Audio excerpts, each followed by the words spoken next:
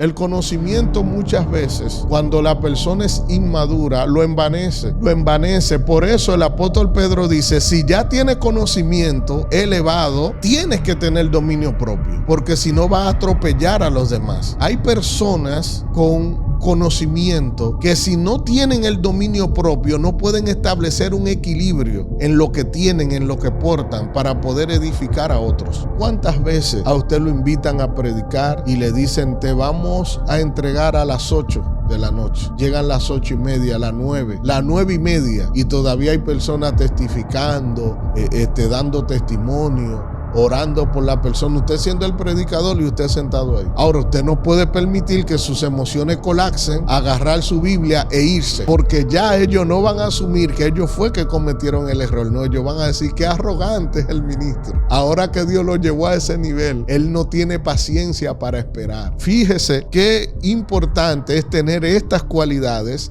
que yo le estoy mencionando para poder modelar una madurez espiritual.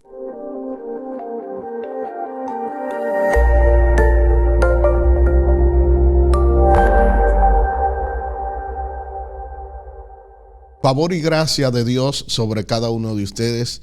Gracias por estar en mi canal de YouTube. Para mí un privilegio inmenso poder enseñar la palabra del Señor. Hoy queremos hablar de madurez espiritual. ¿Cuáles son las cualidades mínimas que se requiere que un siervo, una sierva de Dios pueda tener para poder modelar una madurez espiritual? En la segunda carta del apóstol Pedro, su capítulo 1, versículo 5, dice, vosotros también poniendo toda diligencia, añadir a vuestra fe virtud, a la virtud conocimiento, al conocimiento dominio propio, al dominio propio paciencia, a la paciencia piedad, a la piedad afecto fraternal y al afecto fraternal amor, porque si estas cosas están en nosotros y abundan en vosotros, no nos dejarán estar ociosos y sin fruto en cuanto al conocimiento de nuestro Señor Jesucristo. Para ir desenvolviendo este regalo, vamos a puntualizar la palabra fe.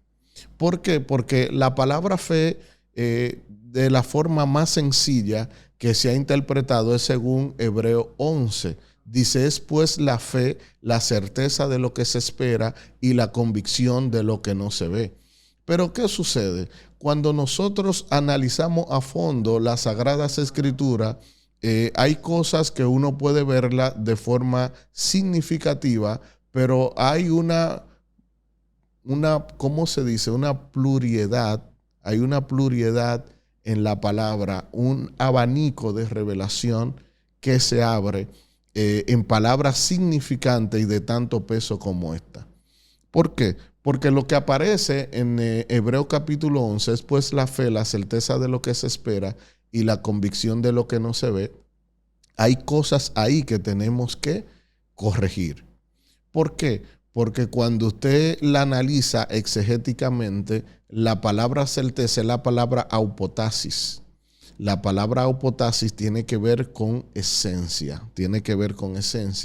Cuando usted la analiza en el original, se da cuenta que está en un contexto presente. Cuando hablo del original, hablo del idioma original en que se escribe. ¿Por qué? Porque hay muchas versiones y las versiones que son anterior a la otra, pues conservan un ambiente interpretativo más original que la otra. ¿Pero a qué me refiero? Que dice las Sagradas Escrituras, en la versión Reina Valera del 60, que la fe es la certeza de lo que se espera. Y está poniendo la fe en un contexto futuro. La fe no es lo que tú puedes esperar mañana, sino la capacidad que tú tienes para creer hoy. Por eso es importante nosotros, a la hora de navegar en estos niveles de conocimiento, hacer una exégesis interpretatoria para poder alinearnos a la revelación sólida de las Sagradas Escrituras. Por eso, cuando usted analiza la mujer del flujo de sangre, dice, si tan solo tocare su manto, seré sana. Entonces, es importante saber que en el momento que ella toca el manto de Jesús, en ese mismo momento recibe su milagro. Es importante saber que la Biblia dice que para el que cree todo le es posible, aludiendo a la fe. La fe no está ubicada en un contexto futuro, en la capacidad que tú tienes de creer lo que Dios puede hacer mañana. La fe tuya debe estar conectada a la capacidad de lo que Dios puede hacer ahora contigo, ahora. Es importante saber que la Biblia narra una historia cuando un oficial del rey se acerca a Jesús y le dice: yo quiero que tú sanes mi hijo que está gravemente enfermo. ¿Qué Jesús le dice? Jesús le dice: si no vieres, no crees. Le dice: vete, tu hijo está sano. Y dice la Biblia que cuando él fue llegando a su casa, lo alcanzaron su criado y le dijeron: mira, ya el niño comenzó a sanar. Y él dijo: ¿cómo a qué hora comenzó a sanar? Y él se dio cuenta que a la misma hora que Jesús le había dicho, a esa misma hora se estaba efectuando el milagro. Es importante que tú puedas conectar tu fe con el presente.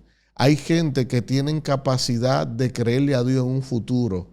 Dios quiere hacer cosas con gente que le puedan creer hoy. Entonces, la fe está conectada al presente como de forma inmediata.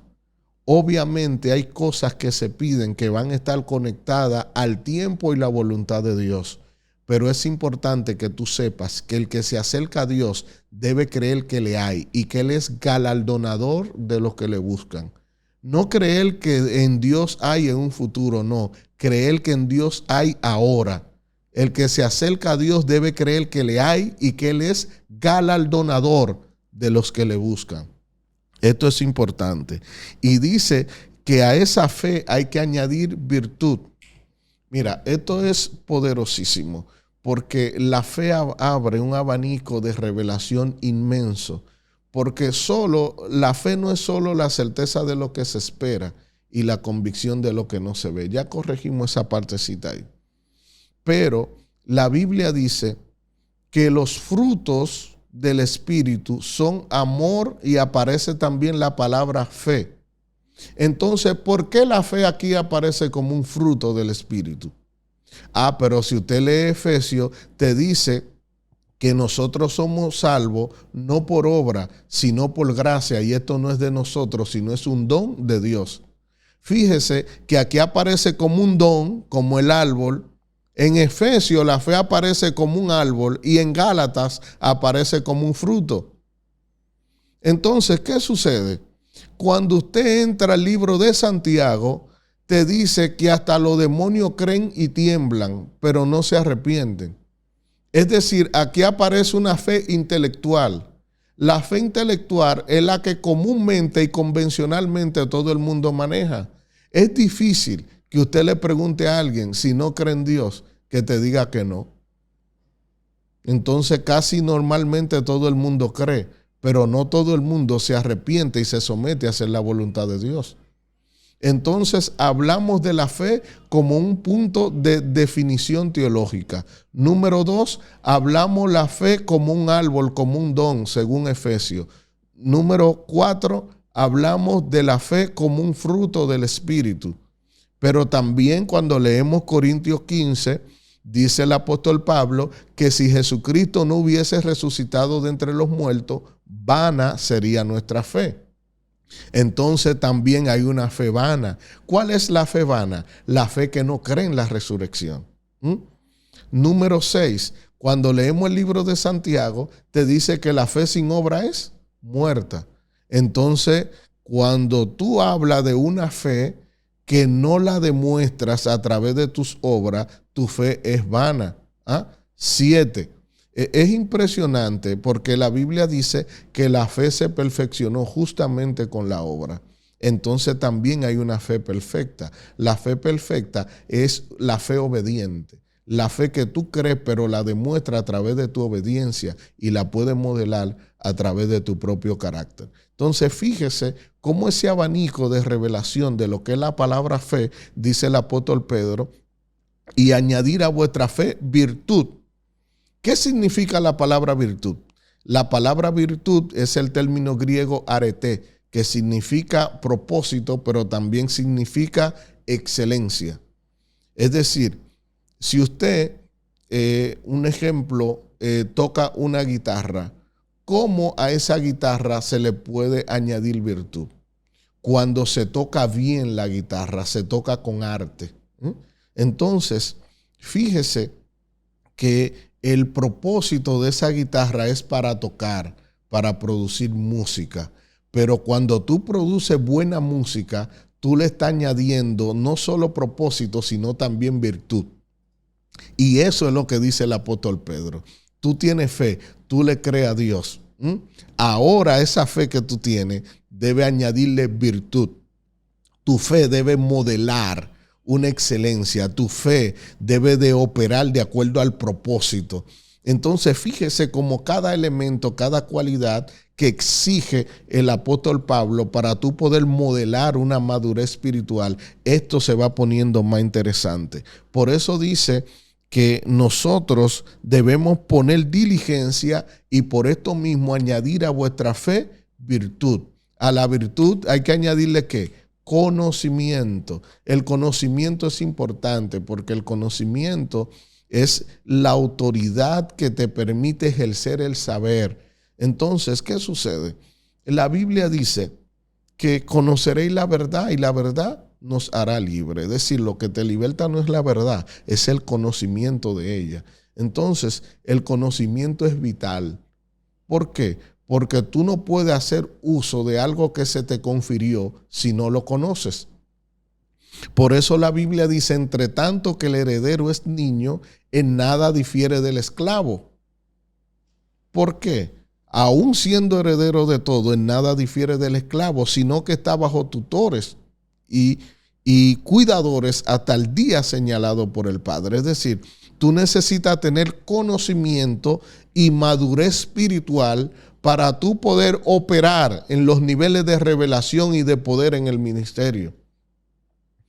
¿Qué Dios va a hacer con un pastor ignorante? ¿Qué Dios va a hacer con un evangelista ignorante que no tenga conocimiento? Dios necesita, no voy a decir que necesita, porque Dios no necesita nada. Lo que necesitamos somos nosotros. Nosotros necesitamos tener conocimiento para operar en el ministerio de manera loable.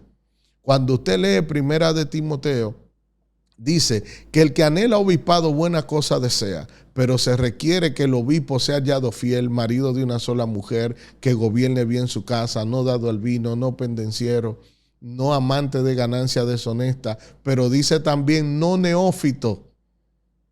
Es decir, que no sea ignorante. Es decir, que sea una persona de conocimiento.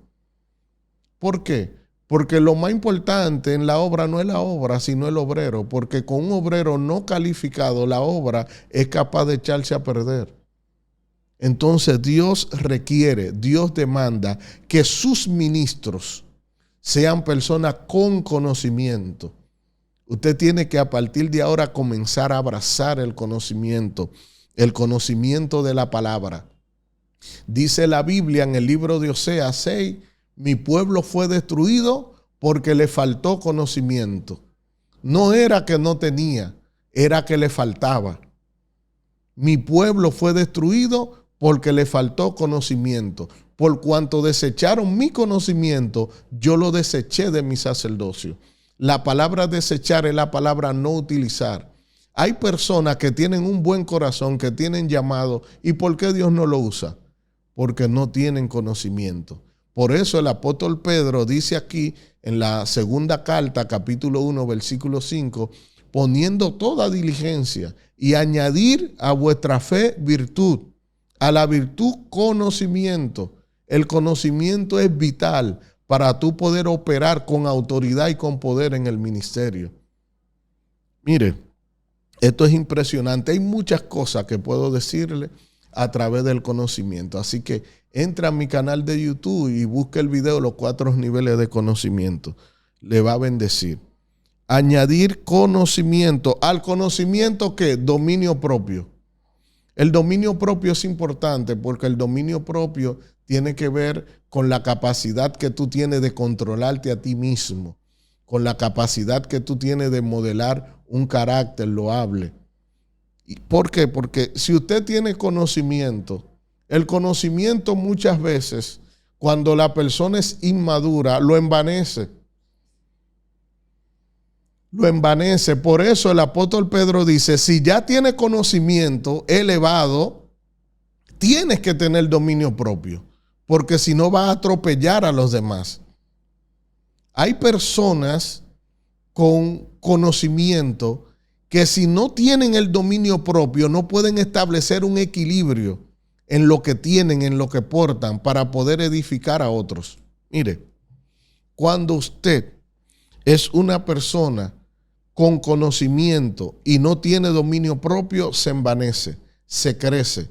La arrogancia lo hace verse superior a los demás. Y eso hace someter a crisis el crecimiento de la iglesia, el crecimiento del cuerpo de Cristo.